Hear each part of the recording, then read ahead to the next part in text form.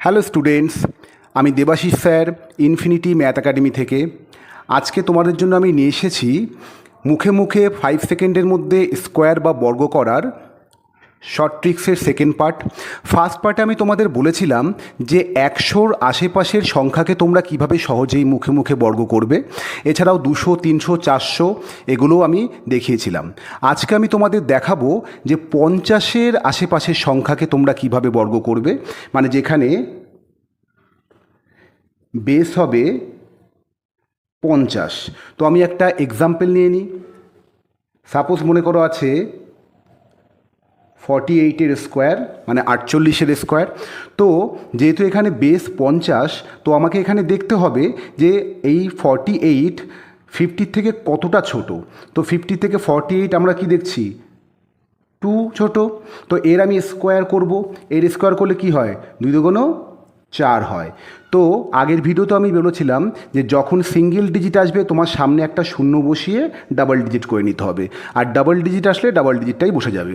এইবার যেহেতু 48 হচ্ছে 50 থেকে 2 ছোট, তো আমাকে এই 48-এর থেকে কি 2 বিয়োগ করতে হবে। তো 48-এর থেকে 2 বিয়োগ করলে কত হয়, হচ্ছে গিয়ে 46। কিন্তু দেখো 100 বেসের ক্ষেত্রে আমরা এই ডাইরেক্ট বিয়োগ করেই বসিয়ে দিয়েছিলাম, কিন্তু এখানটা যেহেতু বেস 50, মানে 100 থেকে অর্ধেক, তো আমার বিয়োগ করে যে সংখ্যাটা আসছে সেই সংখ্যাটাকে আমি কি করব, 2 দিয়ে ভাগ করে বসাবো। তো 46কে 2 দিয়ে ভাগ করলে কত হয়, 23 হয়। তো এটা হয়ে গেল অ্যান্সার 2304। এবার অনেক স্টুডেন্টদের যারা অঙ্কে একটু কমজোর বা কাঁচা, তাদের ক্ষেত্রে এই 46-এর অর্ধেক করতে গিয়ে সমস্যা হতে পারে। তো সেটা কিভাবে করবে আমি একটু বলে দিই যে 46-এর মধ্যে কি কি আছে তুমি একটু দেখো, যে এককের ঘরে 6 আছে, দশকের ঘরে 4, মানে 40 আছে। মানে 46-এর মধ্যে আছে 40 আর 6। তাহলে এবার 40কে অর্ধেক করো, মানে 2 দিয়ে ভাগ করো, কত হয় 20। আর 6কে 2 দিয়ে ভাগ করো, কত হয় 3। তাহলে 20 আর 3 কত হবে 23। এটা হয়ে গেল অ্যান্সার। এইবার আমি একটা দেখব যে 50-এর থেকে বড় সংখ্যা, ধরো সেমভাবে নিলাম 52-র স্কোয়ার। তাহলে 52 50-এর থেকে কত বড়, 2 বড়। তো এই 2-এর আমি স্কোয়ার করব। 2-এর স্কোয়ার করলে কত হয়, 2 দুগুণ 4। সেমভাবে সিঙ্গেল ডিজিট এসছে, তাই জন্য সামনে একটা শূন্য বসাবো। এবার যেহেতু 50-এর থেকে এটা বড়, তাহলে আমি কি করব, এক্ষেত্রে আমি 2 বড়, তাহলে 2 যোগ করব। 2 যোগ করলে কত হবে, 54। তো এই 54কে আমাকে 2 দিয়ে ভাগ করে বসাতে হবে, যেহেতু বেস 50। তো 54কে 2 দিয়ে ভাগ করলে কত হয়, 27। তো এটা হয়ে গেল অ্যান্সার। তো এটাকেও 2 দিয়ে ভাগ কী করে করবে, যে আমি দেখব 54-র মধ্যে কী কী আছে। 54-র মধ্যে 50 আছে আর 4 আছে। তো 50কে 2 দিয়ে ভাগ করলে কত হয়, 25। আর 4কে 2 দিয়ে ভাগ করলে কত হয়, 2। তাহলে 25 আর 2 কত হয়, 27। চলো নেক্সট একটা এক্সাম্পল আমি দেখি। মনে করো আছে 44-এর স্কোয়ার। তো যেহেতু 50-এর থেকে ছোট, তাহলে কত ছোট দেখো, 50-এর থেকে 44, 6 ছোট। তো এই 6কে আমি স্কোয়ার করব। তাহলে 6 6 কত হয়, 36। ডাবল ডিজিট এসছে, তাহলে ডাবল ডিজিট বসে যাবে। এইবার যেহেতু 50-এর থেকে ছোট, কত 6 ছোট, তো 44-এর থেকে আমি সেই 6কে আমি কী করব, বিয়োগ করব। তো বিয়োগ করলে কত হয়, বিয়োগ করলে হয় 38। ওই সেই প্রসেসে বিয়োগ করবে মুখে মুখে, যে 44-এর থেকে প্রথমে 4 বাদ দাও, তাহলে হয় 40। এইবার 2 বাদ দাও, তাহলে হয় 38। কিন্তু এটাকে আমি 2 দিয়ে ভাগ করে বসাবো। 38কে 2 দিয়ে ভাগ করলে কত হবে, হচ্ছে গিয়ে 19। এটা অ্যান্সার। এটাও সেমভাবে করবে মুখে মুখে, যে 38-এর মধ্যে কী কী আছে, 38-এর মধ্যে আছে 30 আর হচ্ছে গিয়ে 8। তো 30-এরকে যদি তুমি 2 দিয়ে ভাগ করো বা অর্ধেক করো, কত হবে 15। আর 8কে যদি 2 দিয়ে ভাগ করো বা অর্ধেক করো, কত হবে 4। তাহলে 15 আর 4 কত হয় 19। সেমভাবে আমি আবার একটা 50-এর বড় সংখ্যা দেখব। ধরো 56-র স্কোয়ার। তো 56 50-এর থেকে কত বড়, 6 বড়। তাহলে 6 6 কত হবে, 36 হবে। এবার যেহেতু বড়, তাহলে 56-র সাথে আমার 6কে কী করতে হবে, যোগ করতে হবে। তো 56 6 কত হবে, 62। এবার 62কে আমাকে 2 দিয়ে ভাগ করে লিখতে হবে। তো 62কে 2 দিয়ে ভাগ করলে কত হবে, 31। তো এটা হয়ে যাবে অ্যান্সার। এইভাবে 50-এর আশেপাশের যে সংখ্যাগুলো আছে সেই সংখ্যাকে তোমাদের যে কোনো সহজে মুখে মুখে বর্গ করতে পারবে। এতে পরীক্ষায় ক্যালকুলেশন তোমার অনেক সহজ হয়ে যাবে, অনেক তাড়াতাড়ি ফাস্ট হবে।